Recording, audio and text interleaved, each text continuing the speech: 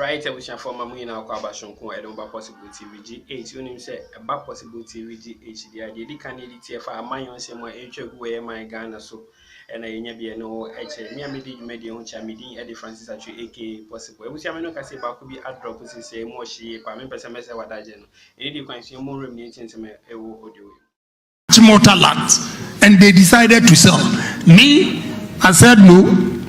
They drove me there, but I said no. It's different from Sir John. Look, whatever we have to say, we have to be mindful of the party that whatever NDC is setting the agenda, it will come to hunters. Sometimes there are no truth in it. So we have to be careful with Sir John's issue of 6 plots. And any day may catch when I declare my assets, and yeah, you'll be shocked. Because when I was reading Sir John's, I said, but this is peanuts. Okay? Then you'll be shocked. So I put myself in the person's shoes. Say, hey, if I'm dead today, this is what is going to happen, even within my own party. So we have to be careful. I think that is the angle she was coming from. It is not everything that we read in social media is the truth. Why we lost massively in Central Region with the MPs. One, you mentioned Cape Coast North. Our own people undermined the woman. I went there with my wife. The grounds were very fertile, but our own people, MPP, when they come back to you with the news, as if the place is a no-go area. So our own people worked against the woman. Two, the major problem with the MPs was that they were not resourced. Some of them are so poor. When my wife first came to Ghana, I had bought 2,000 sewing machines and sharing it for the non-ministers, MPs who are not ministers. And the way they were struggling to take these sewing machines, my wife asked the question, are you sure these are MPs? Yes, because they are broke. They are broke. And executives. And look, one person in MPP can get a contract of 300 million because he has a godfather.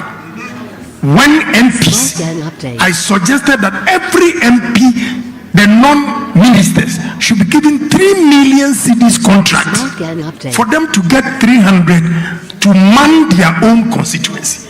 They didn't. They didn't.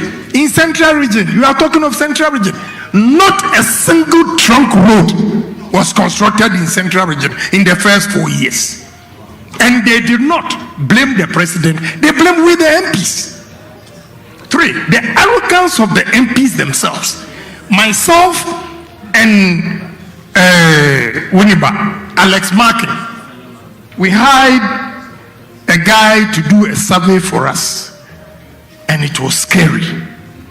We knew that all of them were going to lose, and the guy said I will get 57.6% because of Rose. And this hospital, one district, one hospital. The regulation is that once you have Roman Catholic hospital, they are not going to give you, so they didn't give Fosu. That became a challenge. And the guy said, I will get 57.6. I got 57% because of the Rose. I got the 57% because I had money to do projects myself. These other MPs that you're talking about, they didn't have anything. And they have, look, we are on air. You know, we are blaming MPs. My speaker is here. He will tell you, it's no different from anywhere. The MPs are broke. We are still broke. So if they don't resource the MPs and you wait till last minute, like NCA said, if we don't start from now and last minute you think you are going to change the people, I'm afraid it will not work. That is why the free SHS helped the president. They didn't have anything against But the MPs, all the promises they made, they couldn't fulfill it. So that was the problem why we lost most of the seats in. And the greed, I will tell you all I know so that we change. The greed of the people, the constituents. You give him today, if you don't give him tomorrow, he's the very person who will go and destroy you. And the people will believe him because he's closer to you. So when we are talking of MPs, look, cash, now they work. They work. So we should resource the MPs who are there now.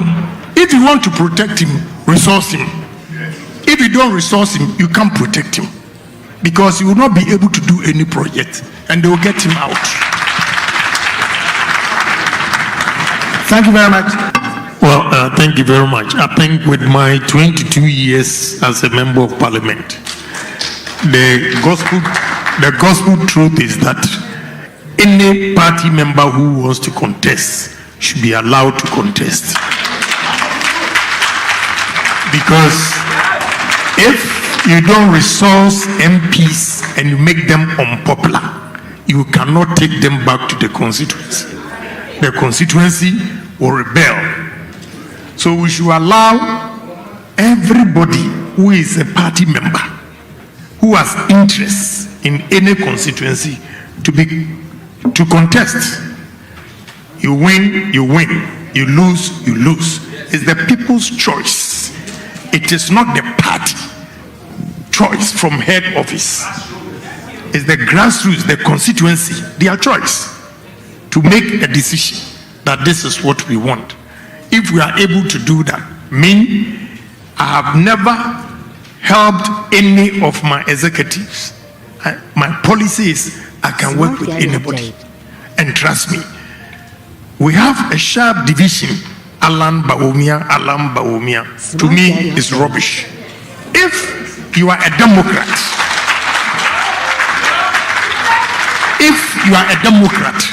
why wouldn't you want somebody to contest? You call yourself a Democrat. If you don't want anybody to contest, be a dictator and let us know. So if I contest you, I'm not your enemy. As simple as that. But when you contest and you don't win, the person who rather won doesn't want to deal with the losers. This is the problem.